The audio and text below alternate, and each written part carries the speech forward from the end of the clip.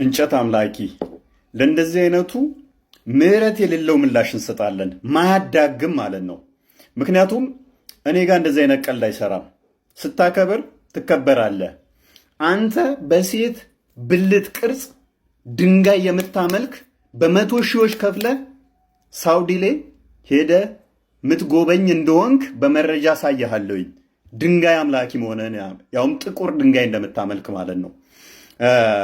ሳይ አልቡሃሪ 43 76 እና 77 ላይ የተዘገበ ሐዲስን ላንብብልህ። እንደዚህ ይላል we used to worship a stone ድንጋይ እናመልክ ነበር and when we found a better stone than the first one ከመጀመሪያው የተሻለ ድንጋይ ስናገኝ we would throw the first one የመጀመሪያው ምን እናደርገዋለን? እንጥለዋለን and take the latter እና ሁለተኛውን እንይዛለን but we could not get a stone then we would collect some earth that is soil ግን ድንጋይ ካጣን አፈር እንሰበስባለን and then bring a sheep and milk that sheep over it በግና መጣና ከዛ ላዩ ላይ እናልበዋለን አፈሩ ላይ ማለት ነው and perform the tawaf around it ከዛ ምን እናደርጋለን? እንዞራለን ምኑ ላይ? የሰበሰቡት አፈር ላይ ማለት ነው። this much stupidity ማለት ነው። ድንጋይ ያመልኩ ነበረ። የተሻለ ድንጋይ ትልቅ ድንጋይ ሲያገኙ ያኛውን ድንጋይ ይቀይሩታል። ድንጋይ ካጡ ደግሞ አፈር ከምረው አፈሩ ላይ በጋልበው አውክተውት ማለት ነው እንዲያያዝ እሱን ይዞሩት ነበረ።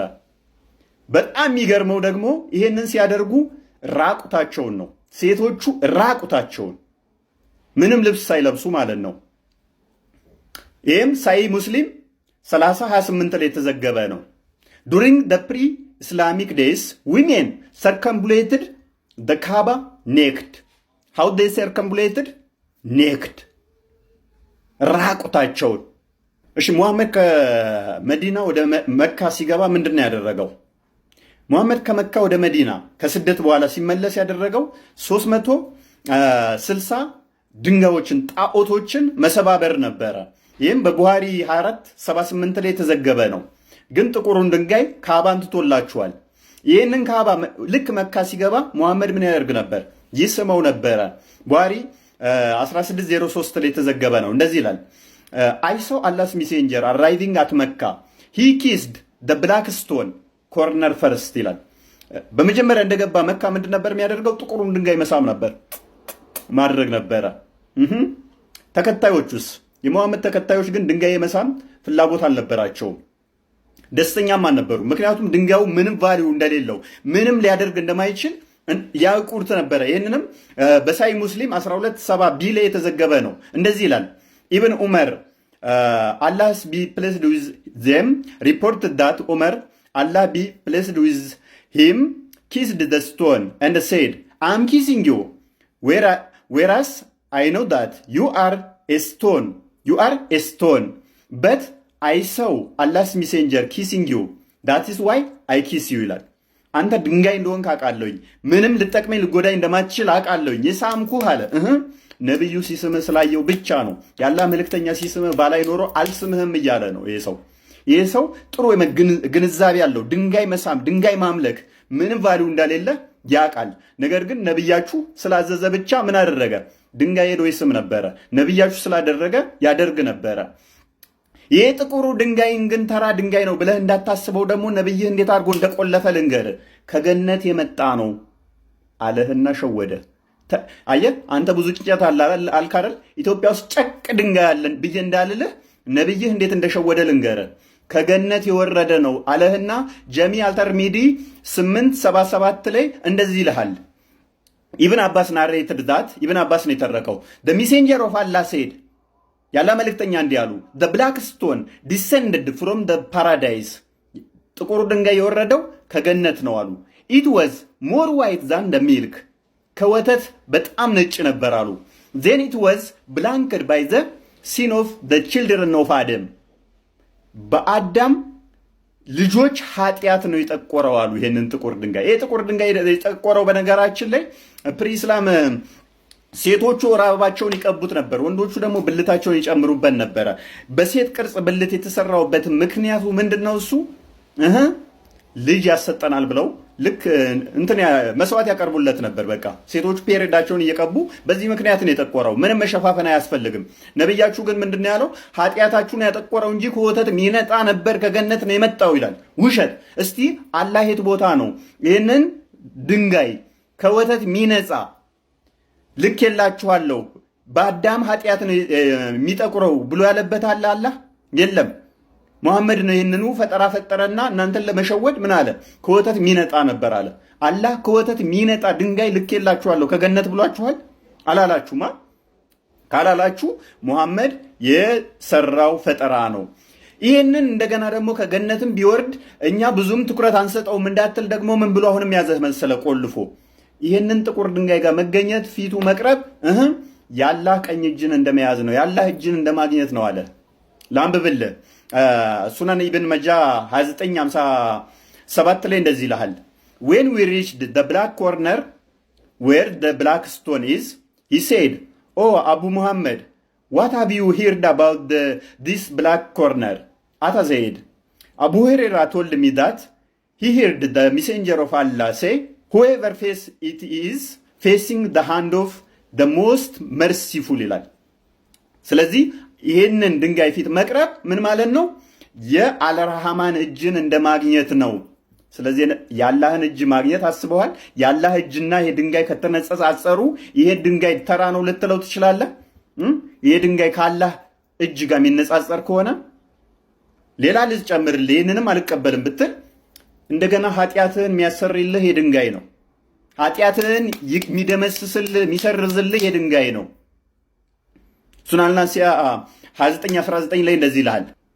It was narrated from Abdullah bin Ubaid bin Umar that a man said, "Oh Abu Abdurrahman, why do I only see you touching these two corners?" He said, "I heard the messenger of Allah says, touching them erase sins. Touching them erases sins. And I heard him say, whoever circumambulates 7 times, it is like freeing a slave ይላል። ስለዚህ የአላህ መልእክተኛ ምን ሲሉ ሰምቷችኋል? እነኚህን ጥቁር ድንጋዩን ጫፍና ጫፉን መንካት መሳም ኃጢአትህን ሚደመስስ ይቅር ሚያስብል ነው። አስበዋል? ይህ ጥቁር ድንጋይን ሄደህ እንድታመልክ አድርጎሃል። ኢትዮጵያ ውስጥ ጨቅ ድንጋይ ነበረልህ እኮ። እኔ እዚህ ሰፈራችን አለ ብዙ ብላክ ስቶኖች ባልጩቶች ብዙ አሉ። እነሱን እንዳታመልክ ምን ተባልክ? ግን ይሄ ድንጋይ ከሰማይ ነው የወረደው ተብለ ተቆለፍክ ማለት ነው። አስበዋል? ይሄ ድንጋይ ከሰማይ ነው የወረደው ተብለ ስትቆለፍ፣ ይሄ ብቻ አይደለም። ይሄ ድንጋይ አለ እንደ ሰው ምላስና አይን ኖሮት በቂያማ ቀን በእናንተ ወይንም በትንሣኤ ቀን ይህንን ድንጋይ መሳምህንና ለመሳምህን ይመሰክራል ይላል። ጀሚዓል ተርሚዲ 961 ላይ እንደዚህ ይላል። The messenger of Allah said about the black stone, by Allah, Allah will rise it on the day of resurrection with 2 eyes by which it sees and a tongue that is speak with, testifying to whoever touched it in truth ይላል። በእውነት የነካውን ሰው ሊመሰክር የሳመውን ያየውን ሊያወራ በአላህ ፊት ምላስና 2 አይን ይዞ ይነሳል ይላል። ድንጋይ ማምለክ ማለት ይሄ ነው። በ100 ሺህ ብርህን ገፍግፈ ሄደ ድንጋይ ታመልካለህ። ወዳጄ ከድንጋይ አምልኮ ነፃ ውጣ። ክርስቶስ ከሰማይ የወረደው ዮሐንስ ወንጌል ምዕራፍ 3 ቁጥር 13 ላይ ከሰማይ የወረደ በቀር ወደ ሰማይ የወጣ የለም ይላል። ይሄንን ለመሻር ነው። እኔ እኮ ግራ የገባኝ አሁን ይሄን ያህል ዓመት አልፎ የመጣ መጽሐፍ ላይ እንዴት ስለተሰቀለ ሌላ አካል እንዴት ሊናገር ቻለ? ማለት የሌለ ነገር ከሆነ ማለት ነው። መጀመሪያ ይኸውልሽ ታሪኩን መሰለሽ ኢየሱስ ወንጌል ነበረው ሲያስተምር የነበረው ማርቆስ 1:15 ላይ ታያለሽ። በወንጌል እመኑ ይል ነበረ። በወንጌል እመኑ ሲል ማርቆስ አልነበረም፣ በዛ ሰዓት ሉቃስ አልነበረም፣ ማቴዎስና በዮሐንስና በማቴዎስ ስም የጻፉት ጸሐፊዎችም አልነበሩም፣ ራሱ በቦታውም አልነበሩ። ዌል የዚህን ኡስታዝ ዛሬም ቅጥፈቱን እየተመለከታችሁ ነው አይደል? በቁርአኑ ያፍራል። በእርግጥ ቁርአን ላይ ሲጠየቅ ምላሹ ከመጽሐፍ ቅዱስ ነው። ከዛ ለሱ ምላሽ ሲሰጡት ደግሞ ፊዳከ ያ ኡስታዝ ብለው የሚመጡለት አሉ። ፊዲያ የሚሆኑለት ማለት ነው፣ የሚሰውለት ቤዛ የሚሆኑት ጀሌዎች አሉት፣ አለማወቁን ሊከበር የሚያደርጉለት ማለት ነው። እንግዲህ ያስቡት፣ ክርስቶስ ተሰቅሎ ሞቶ ሞትን ድል አድርጎ ተነስቶ አርጎ ከ600 ዓመት በኋላ የመጣው ሙሐመድ ቋንቋውን በዛ ማይናገር ሀገሩ ላይ እዛ ያልነበረ ከዛ ወገን ያልሆነ የት ከ600 ዓመት በኋላ መጥቶ አልገደሉትም፣ አልሰቀሉትም፣ ግን ለነሱ ተመሰለባቸው። ይሄንን እመኑ፣ አይናችሁን ጨፍናችሁ። ይሄ እንዴት ይታመናል እያለችው ነው እህታችን። አስቀድሞ የነበረው መጽሐፍ በግልጽ ለምሳሌ 4ቱም ወንጌላት በግልጽ ክርስቶስ እንደተሰቀለ አስቀምጠውታል። ሙሐመድ ግን ብድግ ብሎ ኖ አልተሰቀለም፣ ተመሰለባቸው። ይሄ ወንድማችን ደግሞ አይ ተመሰለ የሚለው ማን የተመሰለው ብላ ቻሌንጅ ስታደርገው ምንድን የተመሰለው? አይ ቁርአኑ እንደዛ ምንም አይልም። ሁለቱንም ብትል የትም አያስኬድህም። ሳይሰቅሉ ሰዎች ምንም ሳይሰቅሉ የሰቀሉ መሰላቸው ካለን ጀስት ሙሐመድ አሁንም ጥያቄ ውስጥ ይገባል። ሳይሰቅሉ ምንም ያልሰቀሉትን የሰቀሉ ሊመስላቸው አይችልም። ኦኬ የሆነ አካልን ሰቅለዋል በሱ ቦታ በኢሳ ቦታ ካሉን ደግሞ ያ የተሰቀለው ማን ነው? ባይዘ የነብይ አጎት ልጅ ኢብን አባስ ታቲዮስ ነው የተሰቀለው ይላል። ነብይህ ምን ብሏል? ቁርአንን ከሱ ተማሩት ብሎ ጸሎት ያደረገበት ነው። አንተ ዛሬ ከ1400 ዓመት በኋላ መጥተህ ኢብን አባስን ውድቅ ልታደርግ አትችልም። ኢብን አባስ የተሰቀለው በኢሳ ቦታ ታቲዮስ ይባላል ይላል። ነብይህ ከሱ ተማሩ ስላለ ስለዚህ ተመሰለ። ማን ኦኬ በኢሳ ቦታ ታቲዮስ ተመሰለና እሱን ሰቀሉት። ይሄንን እንመን። ማን ይሄንን ያስመሰለው ማለት ነው? አላህ ይሆናል ማለት ነው። 600 ዓመት ሙሉ አላህ ሰዎች ኢየሱስ ተሰቅሏል ብለው እንዲያምኑ ዝም ብሎ እየታዘበ ነበር። ዮሐንስ፣ ማቴዎስ የሉም በዛን ሰዓት ወንጌልን እነሱ እንዳልጻፉ እነሱም እንዳልነበሩ አስቀመጠ። ሙፈሲሮች ጋርም ትጣላለ ወዳጃችን፣ የእኛን ቶ ከሙፈሲሮችም ትጣላለ። ለምሳሌ ኢብን አባስ አሁንም የነቢይ አጎት ልጅ ቁርአንን በብቸኝነት ያብራራ የተባለው ኢየሱስ 12 ደቀ መዛሙርቶች እንዳሉት ይናገራል። እንዲሁም ደግሞ ዮሐንስ ራሱ የኢየሱስ ደቀ መዝሙር እንደሆነ ይናገራል። እነ ቁርጡቢ፣ እነ ማቴዎስ፣ ዮሐንስ የኢየሱስ ደቀ መዝሙር እንደሆኑ ይናገራሉ። ኢቭን የነብይህን ሲራ የጻፈው ስረቱ ረሱሉላህ ዘ ላይፍ ኦፍ ፕሮፌት ሙሐመድ ፔጅ 102 እስከ 103 የዮሐንስን ወንጌል የጻፈው ዮሐንስ እንደሆነ የጌታ ደቀ መዝሙር ዮሐንስ እንደሆነ አስቀምጧል። የጌታ 12ቱ ደቀ መዝሙርቶች ውስጥ ዮሐንስ ለምሳሌ፣ ማቴዎስ እነኚህ ከ12ቱ እንደሆኑ መጽሐፍ ቅዱሳችን ይናገራል። ኢንተርናል ኤቪደንስ ጨቅ የሆነ ማቅረብ እንችላለን። እነኚህ የጌታ ደቀ መዝሙር እንደሆኑ ከራስ ሙፈሲሮች ጭምር እናቀርባለን። እንዲህ ማርቆስ ለምሳሌ ጴጥሮስ ደቀ መዝሙር ነው፣ የመንፈስ ልጁ ነው። ስለዚህ እነኚህን አናምንም፣ የዓይን እማኞቹን የጌታን ደቀ መዝሙር አናምንም፣ እነሱ የጻፉትን አናምንም ብለህ ከ600 ዓመት በኋላ የመጣውን ልመንልህ አይደለ? ሲቀጥል የቁርአን ጸሐፊዎች አይታወቁም። ለምሳሌ ቁርአንህን ሲጽፍለት የነበረው ለነብይህ ሙሐመድ እኔ ከጻፍኩለት ውጪ አንዳች አያውቅም ብሎ ክርስቲያን ሆኗል። ይኸው መረጃ። ሙሐመድ ደግሞ እኔ መጽሐፍም ማንበብም አልችል መሐይም ነኝ፣ የኔም ተከታዮች መሐይሞች ናቸው ብሏል። ይኸው መረጃ። ስለዚህ ቁርአንህን ሲጽፍለት ለነበረው ለነብይህ እኔ የጻፍኩትን ብቻ ነው ሙሐመድ የሚያውቀው እንጂ እኔ ከጻፍኩለት ውጪ ምንም አያውቅም ካለ ሰውየው ዝም ብሎ የፈለገውን ሲጽፍለት ኖሮት ምንም የመገለጥ እንደሌለው ሲያውቅ ወደ ክርስትና መጥቷል ማለት ነው። ኤኒዌይስ ወንጌል ምናምን ኢየሱስ ነበረው አልክ። ወንጌል ራሱ ምን ማለት ነው? ወንጌል ማለት እኮ ስለ ልጁ ስለ ክርስቶስ ነው። ስለሱ ብስራት እኮ ነው ወንጌል ማለት በራሱ። ዋት ኢዝ ኢንጅል? ኢንጅል ማለት በቁርአን ምንድን ነው? አንድ ቨርስ ልታመጣልን ትችላለህ? ኢንጅል ማለት ምን ማለት እንደሆነ አታመጣም። ሰማይ ወርደ ምድር ብፈርጥ አንድ ጥቅስ ከቁርአን ላይ ኢንጅል ማለት ምን ማለት እንደሆነ ትርጉሙን ልታመጣልን አትችልም። የእኛ ግን ወንጌል ማለት ስለ ልጁ ስለሆነ ራሱ ዜና ራሱ ብስራት እሱ መልካም ዜናችን ነው እና ከተረት ተረት ይሄ ኡስታዝ መቼ እንደሚወጣና ወይን እንደሚወያይ ጀሌዎቹም ደግሞ እስከ መቼ እንደሚታደጉት 2017 የምናይ ይሆናል። ዛሬ በጣም ፈልጋችኋለሁ። በደንብ ሼር ይደረግ። በራሱ አንደበት እንዴት እንደተጠለፈና ከኡስታዞቹ ጋር እንደተጋጨ ላሳያችሁ ነው። እንዲሁም ደግሞ ለልጁ ጥሪ እናቀርባለን። ማለትም እሱ ጋር ሄዶ ለጠየቀው ማለት ነው። አድምጡት። ወስኛለሁ በቃ ማለት ወደዚህ ሃይማኖት እንትን ለማለት ወስኛለሁ። ወስኜ ባለሁበት ሰዓት ሶሻል ሚዲያ ላይ የሚመላለሱ እንዳንተ አይነት አስተማሪዎች አሉ ከተለያዩ ሃይማኖቶች ማለት ነው። ሶሻል ሚዲያ ላይ ደግሞ ስትዞር ይመጡብሃል፣ የተለያዩ እንትኖች ይመጡብሃል፣ ታዳምጣለህ፣ ታያቸዋለህ እና ከነዛ መካከል አንዱ ይፎ የሚባል ሰው የሚያቀርባቸው ነገሮች የሚያስተምራቸው ነገሮች ውሸት ነው ብለህ እንዳትደመድም የሚያደርጉ አንዳንድ ማስረጃዎችን ያቀርባል እና እነዛ ማስረጃዎች ውሸት ነው ላለው ግን ደግሞ ማስረጃ ያቀርብልኛል ከእንትን ላይ ከአንዳንድ ብዙ የእስልምና ስለ ሃይማኖት መልካም እንግዲህ እስልምና ቁርአን በቀር ግን ብዙ መጽሐፍቶች አሉ እሱ የሚጠቅሳቸው እና እነዛ መጽሐፍቶች ምንድን ናቸው? ተጨባጭ መጽሐፍቶች ናቸው።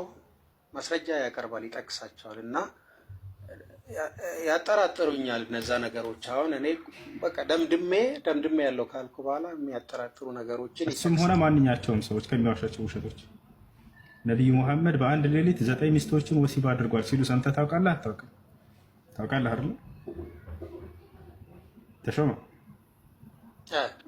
በአንድ ሌሊት 9 ሚስቶችን ግንኙነት ያደርጋል እያሉ ብዙ ጊዜ አደንቁሯቸዋል፣ ሰምታቸዋል።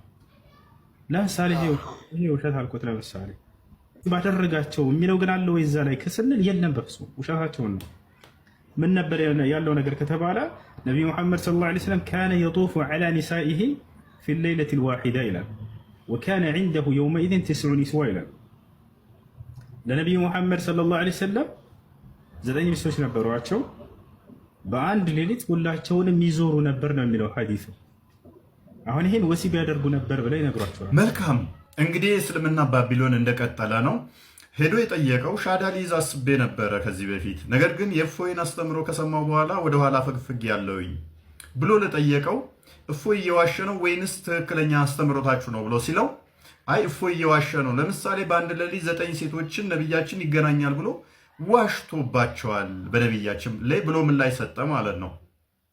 እኔ ነኝ የዋሸሁት። ቅድሚያ ግን የራሱ ኡስታዝ ምን እንደሚል አድምጡ። ነብዩ ሰለላሁ ዐለይሂ ወሰለም የአላህ መልእክተኛ ነብዩ ፈአለ ሀዛ ይሄን ያደረጉት እንደ ቁዱሙሂ ሚነ ሰፈር ለብዙ ዘመን ወይም ለብዙ ወራት ከመንገድ ሲመለሱ ነው። ለብዙ ወራት ቆይተው ከመንገድ ሲመለሱ ከሁሉ ሚስቶቻቸው ጋር ተኝተዋል። ለምን ከተባለ ፍትሃዊ ለመሆን ስሜት አላቸው ሚስቶቻቸው አይደለ? ስለዚህ ለሁሉም ፍትሃዊ ለመሆን እነሱ ጋር ጾታዊ ግንኙነት ያደርጉ ነበር። ለምን ከተባለ ሴቶች እንደምናውቀው ስሜት አላቸው እንደ ወንዶች አይደለ? ስለዚህ ያንን ስሜታቸው እንዳያስቸግራቸው ነብዩ ሰለላሁ ዐለይሂ ወሰለም ወደ አሁኑ ሲመጡ እነሱ ጋር ጠዋፍ ያደርጉ ነበር ወይም ደግሞ አብራቸው ይተኙ ነበር። ማስረጃ ተመልከቱ። ኢነል ሂክመተ እዚህ ጋር ጥበቡ ምንድነው ከተባለ ፊጠዋፊ አለይሂን እነሱ ጋር በአንድ ላይ መተኛቱ ጥቅሙ ምንድነው ከተባለ ካነ ነበረ ሊተህሲኒህን እነሱን ለመንከባከብ ነበረ። ወካነሁ አራቸው ራሱ ፍትሃዊ ሆኖ ነብያችን ሁሉም ጋር ተኝተዋል። ለምን ሲባል ለብዙ ቆይተዋል፣ መንገድ ወጥተው ቆይተዋል። ስለዚህ ከመንገድ ሲመለሱ ያው የሁላቸውን ሐቅ ለመወጣት ከሁሉም ጋር በአንድ ላይ ተኝተዋል ነው። መልካም እንደሰማችሁት የኛው ኡስታዝ ደግሞ ሲል በአንድ ሌሊት በአንድ ጥባት 9 ሴቶችን ነብያችን ወሲብ አድርጓል። ይሄን ፍትሃዊ ለመሆን ነው ያደረገው አለ ኡስታዙ ነው ያለው፣ እኔ አይደለሁም። ማንኛው ነው ትክክል? ኢብን ሀጀር አልአስቀላኒ ይሄ ኡስታዝ ወይንስ ያንኛው እፎይ ዋሽቷል ነብያችን በአንድ ሌሊት 9 ሴቶች ጋር አልተገናኘም ያለው ነው? ማንኛው ነው ትክክል? ሌላ ኡስታዝ ደግሞ አሁንም ከሱ ጋር አትቅጠፍ በነብያችን ላይ ብሎ ያለውን ኡስታዝ የተከራከረውን አድምጡት። ይሄን ሐዲስ ሁለተኛው ሐዲስ አልፈሰረው ያሁኑ ሳለ ለምንድን ነው አንተ በዚህ ብቻ ተቂዳ ያደረከው ነው? ምክንያቱም ሁሉ ይሄን የሚናገረው ሌላ ሐዲስ ላይ ሌላ ሪዋያ ላይ ምንድን ነው ጂማ የሚል ቃል ፈጽሞ ጂማ ቃል መኖሩ እሱ ምንም ጂማ መኖሩ ምንም ግዴታ አይደለም። ይሄ እኮ አንድ ሰው እኮ ያውቀዋል እኮ። ሐዲሱ ምንድን ነው መጨረሻ የሚለው? ሐዲሱ ምንድን ነው የሚለው? ነቢ ሰለላሁ ዐለይሂ ወሰለም ይችላሉ ወይ ሲባል የ30 ሰው ቁዋ ተሰጥቷቸው አልተባለም? እንግዲህ እንደሰማችሁት ነው። ይህንኛው ኡስታዝ ደግሞ ከእሱ ጋር ቃል በቃል ዲቤት አድርጎት ምን ብሎታል? የራሱ ኡስታዝ ማለት ነው። አትቅጠፍ በነብያችን ላይ ሁሉም ሙፈሲሮቻችን የተስማሙ ነብያችን በአንድ ሌሊት 9 ሴቶችን በአንድ እጥባት እንደተገናኘ ነው። አንተ ለምንድን ነው እንደዚህ ብትለው ብሎ እየሞገተው ሰምተሃል ወንድማችን። ስለዚህ ማንኛው ነው ውሸታም? እነኚህ ሁሉ ዋሽተዋል ማለት ነው። ኡስታዞቹ እነኚህ እየዋሹ ያኛው የመጀመሪያው ኡስታዝ ነው ትክክል ማለት ነው። ሐዲሱስ ምን ይላል? እንደምትመለከቱት ነው። ቻፕተሩ ገና ሲጀምር ቻፕተር ይልና whoever had sexual intercourse with all his wives and then took one only bath ብሎ ነው ያስቀመጠው። አንድ ሻወር ብቻ ስለመታጠብ ከሁሉም ሴቶች ጋር ወሲብ አድርጎ ተገናኝቶ። ከዛ ሐዲሱ ሲቀጥል the prophet used to pass by or having sexual relation with all his wives in one night. At that time he had 9 wives. በአንድ ሌሊት 9 ሴቶችን ዶሮ በአንድ ሻወር መውሰድ which is ግንኙነት አድርጎ መዞር ማለት ግንኙነት መሆኑን በብዙ ማስረጃ ማምጣት እንችላለን። እዚህ ጋር ምን ጨምርላችሁ? ይሄንኛውም ሳይል ቡኻሪ 268 ላይ እንደዚህ ይላል ቻፕተሩ having sexual intercourse and repeating it ወሲብ አድርጎ ስለመደጋገም የሚያወራ ነው ርዕሱ ራሱ። ከዛ በኋላ ነብዩ በአንድ ቀንና ማታ ማለት ነው 11 ሴቶችን በአንድ ጥባት ጊዜ ታጥቦ ወሲብ ያደርግ ነበር። እንደውም ሰዎቹ ይሄ ጉልበት አለው እንዲህንን የማድረግ ብለው ሲጠይቁን የ30 ወንድ ጉልበት ተሰጥቶታል። መቼም እዛው በሩ ላይ ያሉትን ሴቶች ለመጠየቅ አይደለም አንድ የታጠበ ሁለት የታጠበ የሚባለው 30 ወንድ ጉልበት የተሰጠው እንዴት ነሽ አይሻ ከድጃ እንዴት ነሽ ለማለት አይደለም። ከድጃ ሞታ ላይ ሰፊያ ደህና ነሽ ለማለት አይደለም።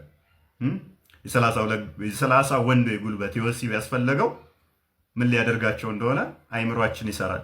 በተረፈ እዚህ ልጅ ጋር የሄደው ላይ የምታውቁት ካላችሁ ሼር አድርጉለትና እኔ ላይቭ ላይ እንዲመጣ ንገሩት ማለት ነው። ኡስታዙ ምን ያህል ሐሰተኛ እንደሆነ የራሱ ኡስታዞችም አጋልጠውታል። እስልምና ያለ ሐሰት አይቆምም ብለን ጀምረናል። ባቢሎን ክፍል 3 ላይ ነን፣ እንቀጥላለን። ይሄ ኡስታዝ ከሁሉ ጋርም እንደሚጋጭና ሁሌ የሚያወራው ድራማ ይሰራል። አዲስ አካውንት ያስከፍትና ሙስሊሞችን ሻዳ ያስይዛል። በውስጥ ራሱ እየጻፈ ራሱ ላይ ሻዳ ያዙ ይላል። ከዛ ደግሞ እንደዚህ አይነት ቅጥፈት ይቀርፋል። እናጋልጣለን። እስልምና ያለ ሐሰት አይቆምም ስንል በማስረጃ መሆኑን በደንብ እናሳያለን። አላህዬ ምን ጉድ ነው ያመጣብን? አረ ያ ረቢ ምን ጉድ ነው የመጣብን? እኔ የምለው እስቲ የትኛው ቁጭ ያለው ጡቷ ወይስ ቀሚሷን ያጨናነቀው ዳሌዋ አማለሁ ነው የነገ ተስፋዋን እንድታጨልም ያደረገክ? ምኗ?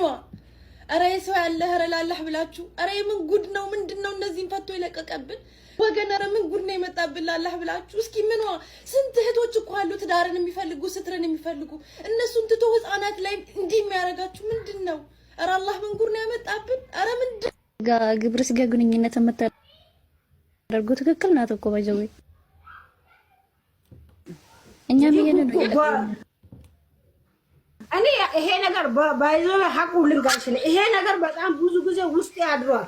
የዛሬ አመትም ትንሽ አንስቼ ነበር አረቴ ምናምን ብሎ ተጫጫሁብኝ እንጂ ትልቅ ሰው ህፃን ልጅ የለውም እንደሱ የራሱ ህፃን ልጆች እያለ የ9 አመት ልጅ እሸት ልጅ ገና እስከምትታመም ድረስ በዚህ ዙሪያ የሆነ ታሪክ ልንገርሽ። ነብዩ መሐመድ ታሪክ ነው አይደል እያወራን ያለ ነው። ስለዚህ ነብዩ መሐመድ እሳቸው በ54 አመት ሆኖ የ9 አመት ልጅ ግብረ ስጋ ግንኙነት ሲያደርጉ ልጃቸውን ፋጥማን ግን እንደውም ትልቅ ሴት ናትና ለጋብቻ ሲጠየቁ ልጅ ያልደረሰችው ብሎ ከልክሎ ነበረ። ልጅ ያልደረሰችው ብሎ እንዳውም እሷ ከምንም በላይ ከፈለገ እንግዳ ጋር ቢኖር እሷ ስትመጣ ብድግ ብሎ ግንባራን ይስማታል። እንደዛ አይነት ነገር ነው የሰማው። የራሴ ልጅ ምንድነሽ? ሰው ልጅ የራሱ ልጅ በሚወዱን አሁን ነው የሰው ልጅ ማክበር ያለብን። ብዙ ኡስታዞች አሉ እኔ የተነሱ ስልክ ቁጥር ምናምን ያኔ እንደዛ ቀውጤ ከተማውን በማረግበት ሰዓት ሽማግሌ ተልኮብኝ አቁሚ ይሄ ነገር ካንቺ አይጠበቅም ተብዬ ነበር። በእነኚህ ሁለት ሙስሊም እህቶቻችን መካከል ሁለት መሰረታዊ ልዩነት አለ። የመጀመሪያዋ ቁርአኗንም ሐዲሷንም የነብዩን ሱና ምንም የምታውቀው ነገር የለም። ስለዚህ ህፃናት እንዴት ነው እሱ ወንዶች የምታገቡ የምትገናኙት ገና ጡታቸው ጉች ያላለ እያለች አምረራ እየተቃወመች ነው። ይሄንን ያልኩት ሀዲሷን ስለማታቅ ነው። ሀዲሷን ብታቅ ኖሮ ነብዩዋ በ56 ዓመቱ የ6 ዓመት ህፃን ልጅ እንዳገባ ይህንን ብታነብ ኖሮ ምኑ አጓግቷችሁ ነው እያለች እንደዚህ አትናገርም ነበር። ሱናን አቢ ዳውድ አንድ ላይ እንዲህ ይላል ናሬትድ አይሻ እንደተረከችው the messenger of Allah married me when I was 7 years old ያላ መልእክተኛ በ7 ዓመቴ ያገቡኝ።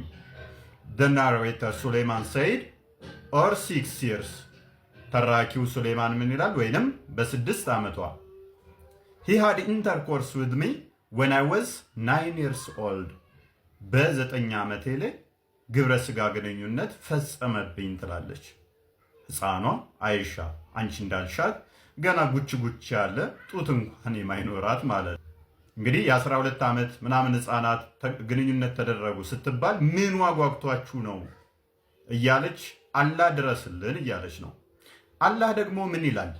ለአንቺ ጥያቄ አላህ ምን ብሎ ይመልሳል? በፍቺ ምዕራፍ ላይ ሱረት ተሪም 65ኛው ሱራ ማለት ነው 4ኛው አያ ላይ እንደዚህ ይላል፣ እነዚያም ከሴቶቻቸው ካደፍ ያቋረጡ በኢዳቸው ህግ ብትጠራጠሩ ኢዳቸው 3 ወር ነው ይላል። ሴት ልጅ አደፍ ልታቋረጥ የምችለው ከ40 ምናምን ዓመት በኋላ ነው። ሶስቷን አግብቶ ለመፍታት 3 ወር ጠብቁ ይላል። እነዚያም ገና አደፍን ያላዩት ኢዳቸው እንደዚሁ ነው ይላል። ምን ያላዩት?